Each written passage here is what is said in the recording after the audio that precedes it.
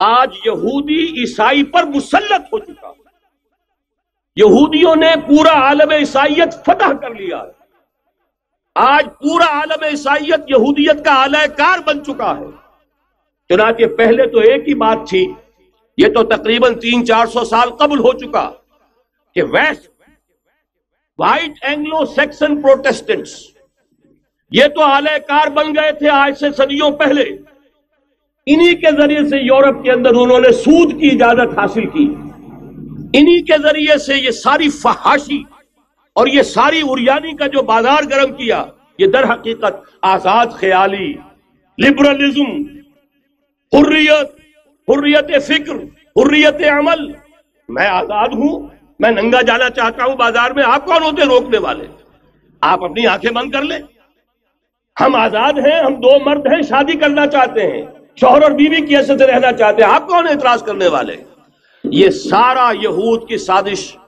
اور آپ کو معلوم ہونا چاہیے جب تک پوپ کا کنٹرول تھا یورپ پر، یعنی ابھی کیتھولک جو عیسائیت ہے وہ غالب تھی، اس وقت تک پورے یورپ میں سود حرام تھا، کہیں انٹرسٹ کا کاروبار نہیں ہو سکتا تھا۔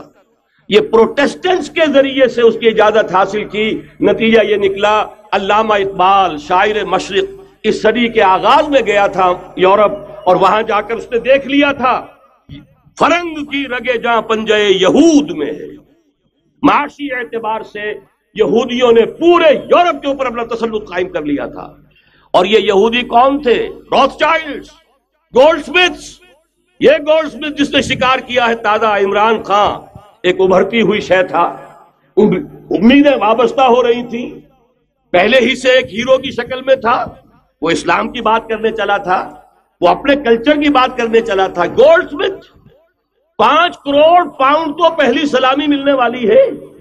یہ قیمت کس سے کی دی جا رہی ہے؟ غور کیجئے، اگر وہ سارا سازشی کردار جو یہود کا ہے وہ سامنے ہو تو ہر شے آپ کے سامنے بالکل ٹرانسپیرنٹ نظر آئے گی، آپ دیکھ سکتے ہیں کہ اصل میں ہو کیا رہا ہے۔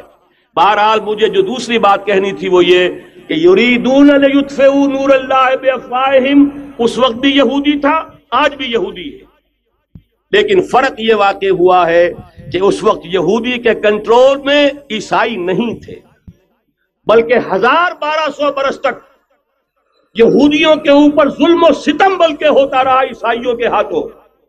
پورے یورپ میں پرسیکیوٹڈ تھے۔ انہیں اگر کہیں سہارا ملا مسلمانوں کے ذریعے سے اسپین میں ملا ہے۔